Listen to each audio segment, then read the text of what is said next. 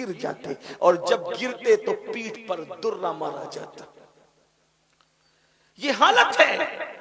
और जब 11 या 12 मुहर्रम को लूटा पीटा काफिला सैदानियों का करबला से रुखसत हुआ, तो कटी पिटी लाशों को देखकर सैयदा ज़ैनब पाक ने मदीने मुनव्वरा की तरफ रुख किया और रुख करके कहा, नाना जान, अल्लाह और उसके फरिश्ते आप पर दुरूद नाजिल करें, आप पर दुरूद है ओ फरिश्तों की। नाना जान देखें आपका वो हुसैन जिसके लिए आप सजदे तवील कर देते थे, जिसको कंधों पे उठाते थे, जिसके लिए मिंबर छोड़कर आप नीचे आते थे, आपका वो हुसैन कटा पिटा पड़ा हुआ है, कोई उसको कफन देने वाला नहीं, उसकी लाश पर खाक है, उसकी लाश पर हवाएं खाक उड़ा रही है। नाना जान अपने बेटे की खबर लीजिए।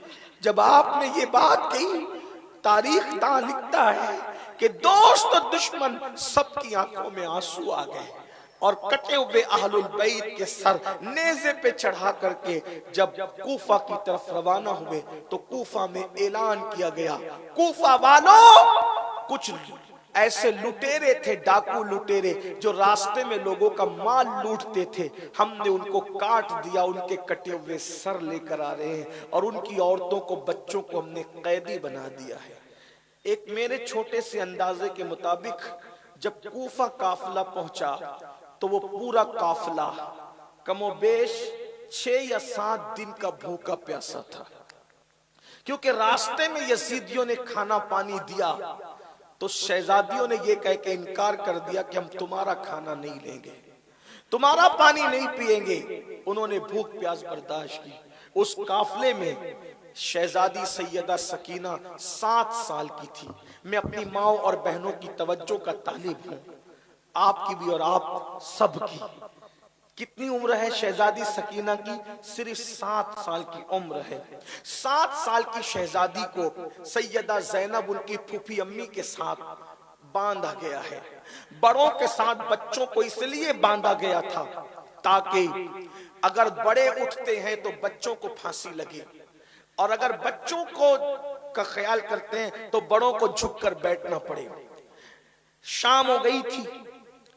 शिमर ने कहा, रात के वक्त तो कूफा में काफिला ले जाना ठीक नहीं, क्योंकि अगर रात को ले जाएंगे तो तमाशा नहीं दिखा सकेंगे, दिन का इंतजार करो, दिन के वक्त ये काफिला जाएगा कूफा में ताकि अहले बैत का लोग तमाशा देखें। ऐलान ये नहीं हुआ कि अहले बैत के सर आ रहे हैं, ऐलान हुआ कि जो लोग रास्ते में लूट मार करते थे उनके कटे हुए सर आ रहे हैं। कूफा वाले इस शौक में कि जरा देखे तो वो कौन डाकू लुटेरे जिनके सर आ रहे हैं, तिल रखने को जगह नहीं, रास्ते भर गए। औरतें छतों पे चढ़ गई। कूफा की औरतें थी, मौलाए कायनात ने बड़ा वक्त वहां गुजारा था, तो जब सैदानियों को, सैयदजादियों को कैदी बना करके कूफा में लाया गया, तो वो छत पर थी और शहजादियां ऊंटों की पीठ पर थी। सैयदा ज़ैनब पाक की जब चादर छीन ली गई और खवातीन की चादरें छीन ली गई, तो सैयदा ज़ैनब पाक ने शहजादियों से कहा कि कल तक चादर से हम अपना मुंह छुपाते थे, अब चादर छीन गई है तो अपने बालों को अपने चेहरे पे डाल लो और बालों से पर्दा करो। यानी अब भी तुम पर्दा मत छोड़ो, अब भी तुम्हें पर्दा करना है। आपसे पूछता हूं, हम शरबत बनाते रहेंगे, न्याज दिलाते रहेंगे, इमाम हुसैन की घर की खवातीन रसूलुल्लाह की शहजादियां चादर छीनने पर चेहरा छुपा रही है बालों से, और हमारी बेटियां वलीमे में बेपर्दा घूम रही है, तो ये हुसैनियत है या यजीदियत है? वहां चादर छीनने के बाद भी पर्दा नहीं छोड़ा जा रहा है, और यहां 2-2 हजार और 22-2200 के दुपट्टे खरीदे जाते हैं। दुपट्टों की खरीदारी मुंबई, दिल्ली और कलकत्ता तक की जाती है, लेकिन दुपट्टों का काम क्या है? गलों का के अंदर मफलर की शक्ल में लटक गए दुपट्टे। ये हुसैनियत है या यजीदियत है? खुद फैसला करो, अपने ज़मीर को आवाज दो कि वहां तो शहजादियां चेहरे पे बाल डाल करके पर्दा कर रही है, और उससे बड़ी बात जब ये लुटा हुआ काफला कर जो है वो कूफा में पहुंचा तो कूफा की औरतें रोटी और खजूर उन पे फेंक रही थी और वो कहती थी हमें क्या काम कि बच्चे किसके और औरतें किसके हैं, हम तो इतना जानते हैं कि कैदियों को खिलाने पिलाने से सवाब मिलता है। तो उन्होंने कहा सदका सदका सदका। तवज्जो करना, यहीं पर आपको लाना चाहता था और अपनी गुफ्तगू को एंड की तरफ ले जाना चाहता हूं। तवज्जो करें ध्यान से। जिस वक्त सदका सदका कह के कूफा की औरतों ने अहलुल बैत की तरफ रोटियां और खजूरें फेंकी तो सैयदा ज़ैनब और सैयदा सकीना शहजादी दोनों एक साथ बंधी हुई थी और ऊंट की नंगी पीठ पर दोनों बैठी थी। चेहरे पे बाल थे और पहचान में नहीं आती थी कौन है, और कपड़े भी सैयदा ज़ैनब पाक के बदन पर पुराने और गर्द आलूद थे।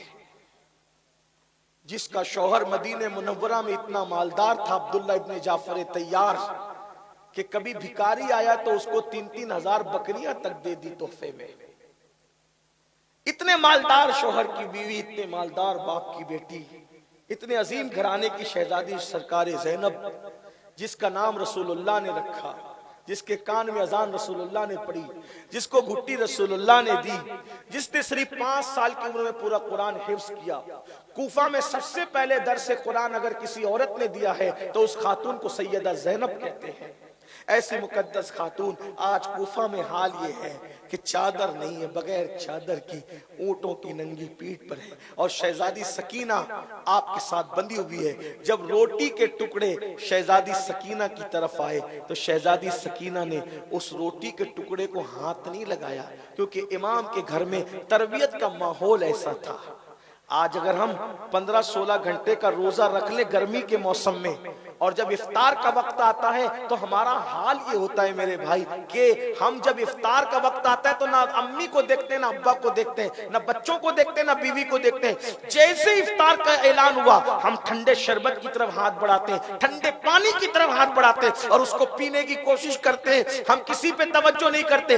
15-16 घंटे की प्यास हमें सबको भुला देती है इफ्तार के वक्त, मगर वारे आले नबी, वारे आले रसूल, वारे इमाम हुसैन की तरबियत जब 5-6 या 7 दिन की भूख और प्यास के बाद रोटी के टुकड़े शहजादी सकीना के दामन में आए तो शहजादी सकीना ने खाया नहीं बल्कि अपनी फूफी के कान में कहा, फूफी अम्मा हम तो आले रसूल है ना, फूफी अम्मा हम तो आले रसूल है ना।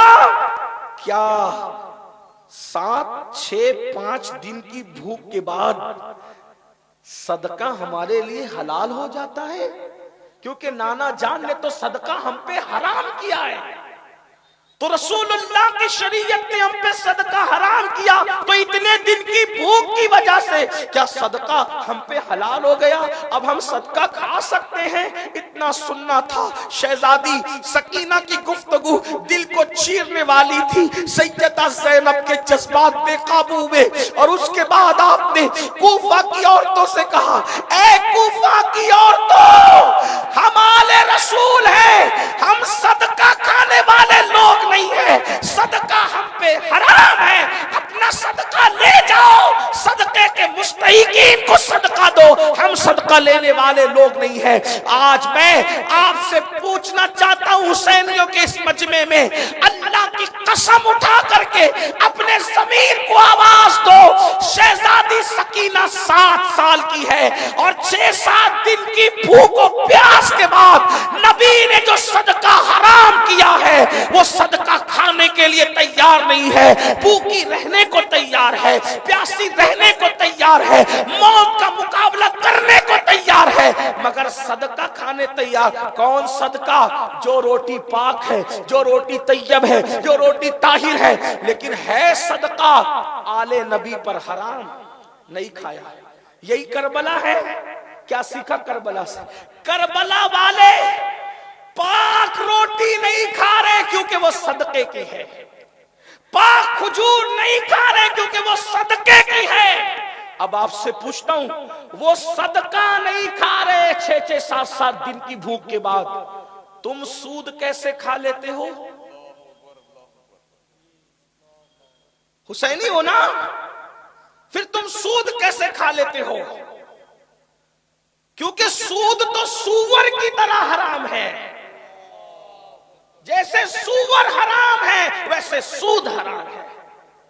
वो सदका नहीं खा रहे 6-7 दिन की भूख के बाद, और तुम सूद के धंधे कर रहे हो। किसके खेमे में खड़े हो? किसके साथ खड़े हो? मैं बोलूंगा नहीं, आपने भी नहीं बोलना, लेकिन अपने ज़मीर को आवाज दो।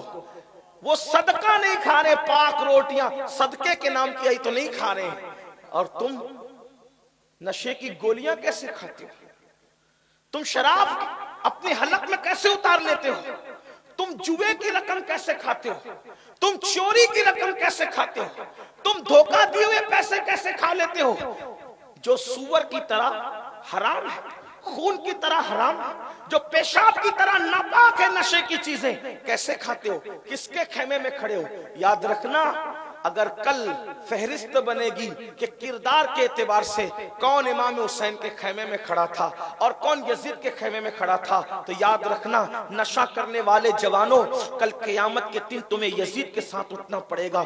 औरतों को पाप की नजरों से देखने वाले जवानों, किरदार के एतबार से तुम्हें यजीद के साथ उठना पड़ेगा। अल्लाह अकबर। औरतों पर पाप की नजर डालने वालों, ज़िना के मंसूबे बनाने वालों, यजीद से नफरत है ना, तो किरदार यजीद से नफरत क्यों नहीं कर लेते? यजीद से नफरत है ना, तो यजीद के करतूत से नफरत क्यों नहीं कर लेते? बड़ी माजरत के साथ, यजीद तो बंदर नचाता था, तुम तो खुद नाचते हो, शादियों में डीजे लगा करके नाच रहे हो। किसके साथ खड़े हो? आओ, आज भी हुसैन आवाज दे रहे हैं, कौन है दीन के मामले में मेरी मदद करने वाला?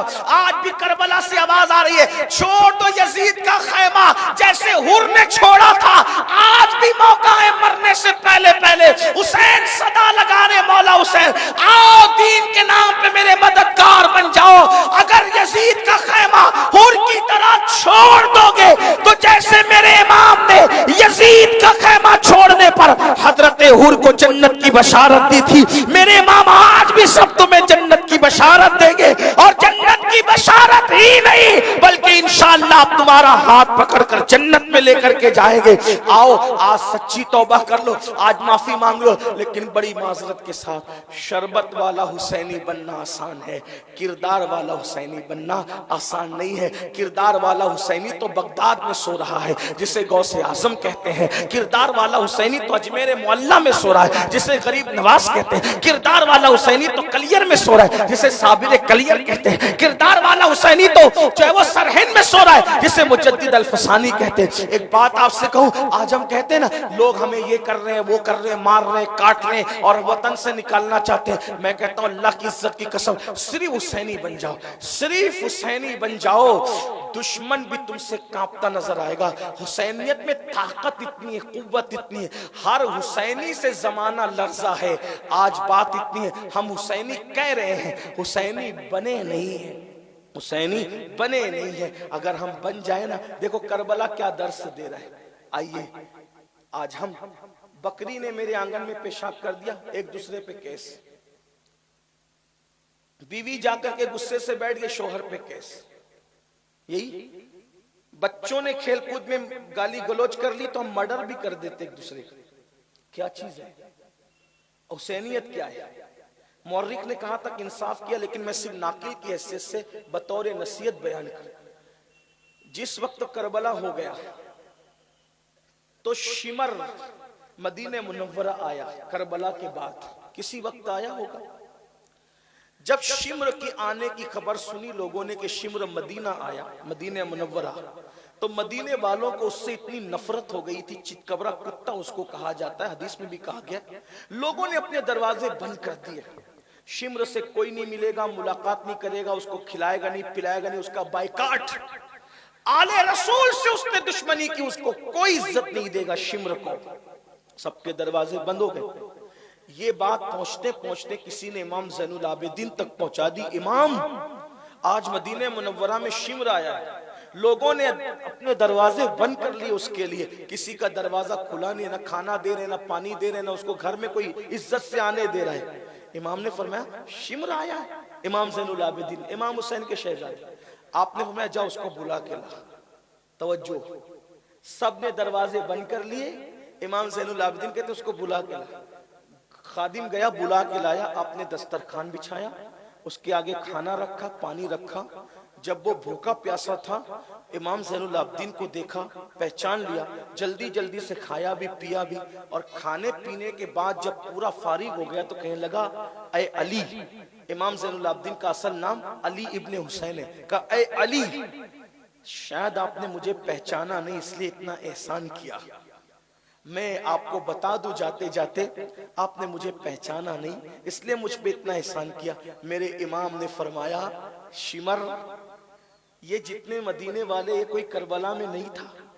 जो नहीं था उन्होंने तुझे पहचान लिया, मैं तो वहां मौजूद था, मैं वहां मौजूद था। तू शिमर है ना, तेरे कहने पर पानी बंद किया गया था ना, तूने इब्ने जियाद को वरगलाया था ना, तूने दुपट्टे छिनवाए थे ना, तूने लाशों पे घोड़े दौड़वाए थे ना, तूने मेरे भाई नन्हे से 6 महीने के अली अस्कर की प्यास का मजाक उड़ाते हुए उनके गर्दन पर, हलक पर तीर चलाने का हुक्म दिया था ना। तेरे ही हुक्म से मेरे बाबा की शहादत के बाद कपड़े उतरवाए गए थे ना, तेरे ही हुक्म से लाशों पे घोड़े दौड़ाए गए थे ना। ये कहते कहते इमाम ज़ैनुल आबिदीन की आंखों में खून उतर आया, रो पड़े। मैं तुझे कैसे भूल सकता हूं, जो नहीं देखने वाले वो पहचान गए। मैं तो तुझे देखा, तुझे जुल्म करते मैंने देखा, खवातीन के हाथों में रस्सियां तेरे कहने पे बंधी थी ना, ये सब कुछ तूने किया था ना, मैंने तुझे पहचान गया। उसने कहा, इमाम आप मुझे पहचान गए, फिर भी खिलाया पिलाया, दरवाजा खोला मेरे लिए पहचानने के बाद। तब इमाम ने फरमाया, जो तूने किया था ना वो तेरे खानदान की रिवायत और वो तेरे खून का असर था, और जो मैंने किया ये हमारे खानदान की रिवायत और हमारे खून की तासीर। नारे तकबीर, नारे रिसालत, फैज़ाने शहीद आज़म, अखलाके अहले बैते मुस्तफा। अल्लाह मुंतकी में हकीकी है, इंतकाम तो तुझसे अल्लाह लेगा, लेकिन तू मेरे नाना के मदीने में चल के आया है। दुनिया ये न कहे कि कोई गया था और भूखा रहा था मदीने में, तो नाना की चौखट पर लोग सवाल या निशान खड़ा करेंगे। हमारे घर की रिवायत है, दुश्मन भी चौखट पर आ जाए तो हम लोग उसके साथ यही सुलूक किया करते। हुसैनी होना, सगे भाई से बात बन कर रखी है, हुसैनी होना, बहन का हक दबा करके रखा है। हर साल उम्रा को जा रहे हो, हर साल हज को जा रहे, बहन का हक क्यों नहीं देते, बहन का हिस्सा क्यों नहीं देते, फूफियों का हिस्सा क्यों नहीं देते। हुसैनी होना, जरा गौर तो करो, वहां दुश्मन के साथ ये सुलूक है, और हमने फूफियों के साथ क्या किया, चचा के साथ क्या किया, चचा ने भतीजे के साथ क्या किया, दादा ने पोते के साथ क्या किया, बीवी शौहर के साथ और शौहर बीवी के साथ क्या कर रहे हैं। याद रखना, जो कुछ कर रहे हो वो हुसैनियत नहीं है, जो कुछ कहा जा रहा है वो हुसैनियत है। आओ, आज भी एक हुसैनी, हुसैन पाक का गुलाम आपको आवाज दे रहा है, निकलो खैमे यजीद से, आज की तारीख में तौबा करो और इमाम को आवाज दो, मेरे इमाम आज मैं सच्चे दिल से तौबा करता हूं, आपने जैसे सुलूक का हुक्म दिया अपने जाती दुश्मनों को माफ कर दूंगा, किसी मुसलमान पे जात के लिए केस नहीं करूंगा, किसी मुसलमान का हक नहीं दबाऊंगा, फूफी का हक हो, बहन का हक हो, चचा का हक हो, सबका हक अदा करूंगा। अल्लाह अकबर। मैं आपको बताऊं, बात तो मैं खत्म करने लगा था, लेकिन एक बात आपको, इमाम हुसैन ने रिश्ते कैसे निभाए, रिश्ते कैसे निभाए बताओ। सबसे बदनाम रिश्ता कौन सा है, सबसे बदनाम रिश्ता रिश्तों में है सौतेला रिश्ता। सौतेला रिश्ता समझते हैं ना, माँ अलग हो बाप एक हो, अगर कोई कह दे सौतेली माँ तो फौरन शक आता है, सौतेला भाई है फौरन शक। करबला में इमाम हुसैन का सबसे मोतबर मुस्तनद मोतमद कौन था, आपसे पूछता हूं, सबसे मुस्तनद और मोतमद कौन था। बल्कि कुरान की तफसीर में देखो तो तफसीर कुरान में भी सौतेला रिश्ता सबसे जो वो मशकूक नजर आता है। सौतेला रिश्ता कौन सा, सूरह यूसुफ की तफसीर उठा के पढ़े, सौतेले भाई का मतलब हाथ का पानी लेकर के जमीन पे डाल देना, सौतेले भाई का मतलब हाथ की रोटी छीनकर कुत्ते के आगे डाल देना, सौतेले भाई का मतलब लात लात से मारकर सौतेले भाई को कुएं में फेंक देना, यही सौतेला रिश्ता है, यही सौतेला है आप। लेकिन मेरे इमाम ने उस सदियों के मशकूक सौतेले रिश्ते को करबला में कितना मोतबर बना दिया। कितना मोतबर बना दिया। हम कहां हैं? करबला हमने समझा ही नहीं। जिस दिन मुसलमान करबला समझ लेगा, इंसान को बेदार तो हो लेने दो, हर कौम पुकारेगी हमारे हैं। बद्र ओहद के खुलासे को करबला कहते हैं, सीरत मुस्तफा के ततिम्मा को करबला कहते हैं। करबला है क्या? इमाम अली मकाम का सबसे मोतबर कौन है? मुस्तरद सौतेला भाई कौन? गाजी अब्बास।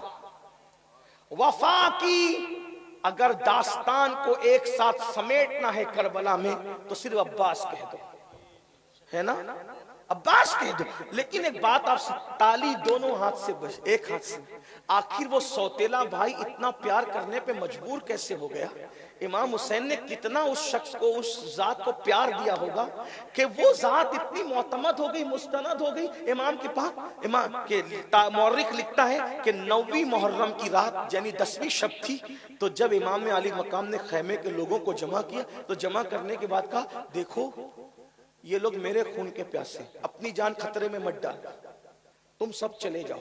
मेरे आवान व अंसार, मेरे एक एक रिश्तेदार का हाथ पकड़ के यहां से निकल जाओ, सब चले जाओ। वो जब तुम्हें नहीं पाएंगे और मुझे पाएंगे तो वो तुम्हारा पीछा नहीं करेंगे, क्योंकि उनसे मामला मुझे है। वो रुकावट समझते हैं मुझे, तुम्हें नहीं समझते रुकावट। वो मैं मौजूद रहूंगा तो वो तुम्हें नहीं। जाओ जाओ, जिंदगी जियो, कल तुम पर कोई इल्जाम नहीं। जाओ, मैंने तुम सबको जो है वो इजाजत दे दी, चले जाओ। अच्छा, मेरा चेहरा देखकर नहीं जाते शर्म और हया की वजह से? ये लो मैं चिराग बुझा देता हूं।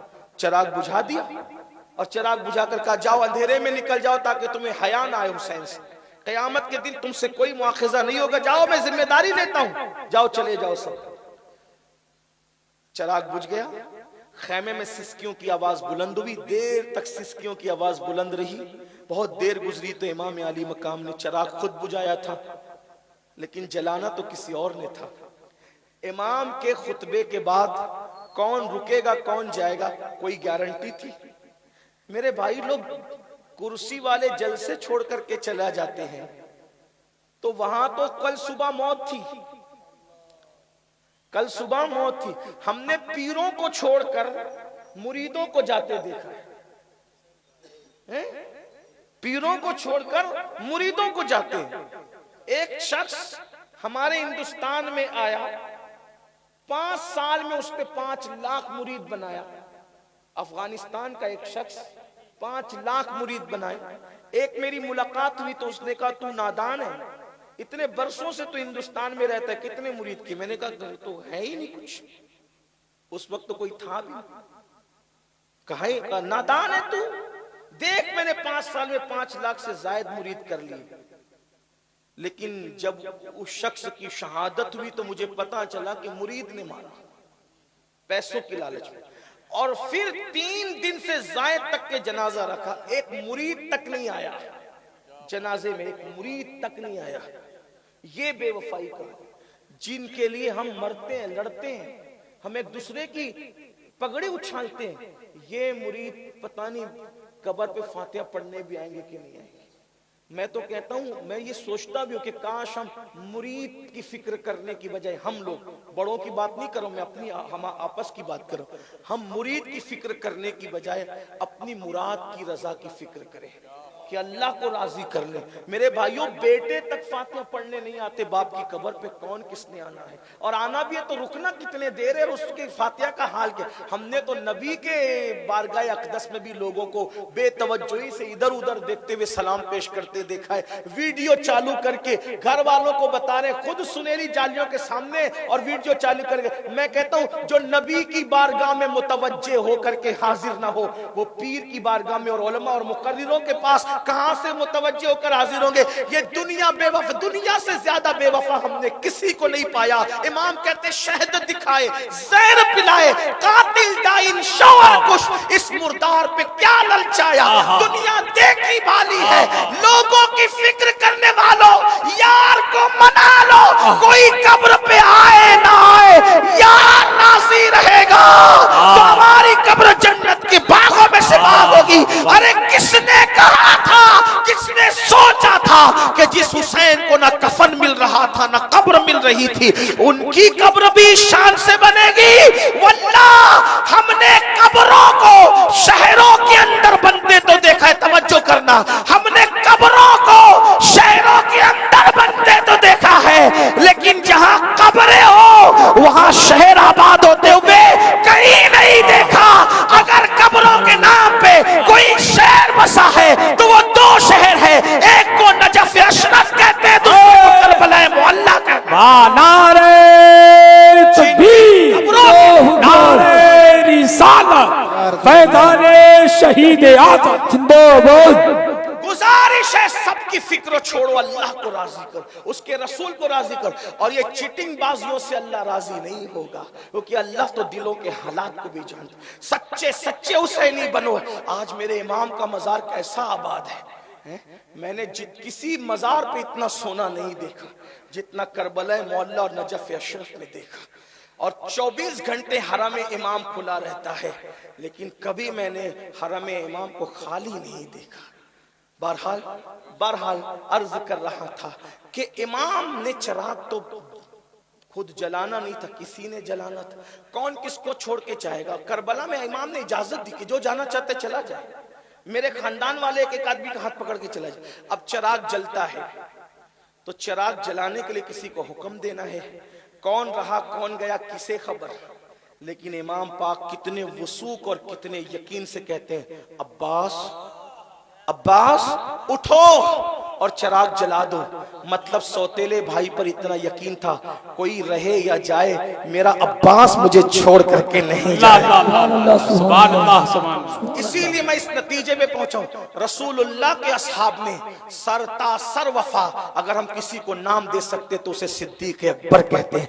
सब वफादार थे, लेकिन जाने वफा अगर कोई, वो सिद्दीक अकबर है। सब वफादार थे, लेकिन करबला में अगर रंग सिद्दीकी कोई अदा करता है और इमाम अली मकाम का वाकई दस्तो बाजू बनता है तो उसे अब्बास कहते हैं। आखिर सौतेले भाई को कितना प्यार दिया होगा इमाम ने, तो ये रिश्ते में मोहब्बत पैदा हुई। आज हम तो सगे भाई को प्यार नहीं दे पा रहे, पड़ोसी को बुला करके हम खिला नहीं पा रहे, माँ बाप को की दावत नहीं कर पा रहे। याद रखिए, किसके साथ खड़े रहो। अल्लाह से तौबा, अल्लाह की बारगाह में तौबा कर लो, बदल जाओ। बल्कि एक खूबसूरत सी बात याद आती है, लेकिन टाइम ज्यादा हुआ, इसलिए मैं फिर कभी इंशाल्लाह बस इतना कह करके कि आओ यजीदी खैमे से निकलो। देखो तुम्हारा अकीदा अच्छा है, ईमान वाले भी हो। मैं तुम्हें यजीदी नहीं कह रहा हूँ, फिर कुछ लोग बातों को दूसरा रंग देते हैं, यजीदी नहीं कर, लेकिन इतना ईमान है, अकीदा है, सही मसलक पर हो, मगर किरदार के एतबार से भटक गए हो, यजीदी किरदार को अपना लिया है, तौबा करो, माफी मांगो, आज बदल जाओ, फिर देखना मेरे इमाम का कैसा करम क्षमा छम बरसेगा। यहाँ भी कामयाबी, वहाँ भी कामयाबी। अल्लाह मुझे आप सबको अमल की तौफीक दे। गुफ्तगू के दरमियान कोई गलती हो तो अल्लाह माफ करे। अस्तगफिरुल्लाह रब्बी इन्ना रब्बी लगफूरुर रहीम व मा अलैना इल्लल बलाग। अस्सलामु अलैकुम व रहमतुल्लाहि व बरकातहू।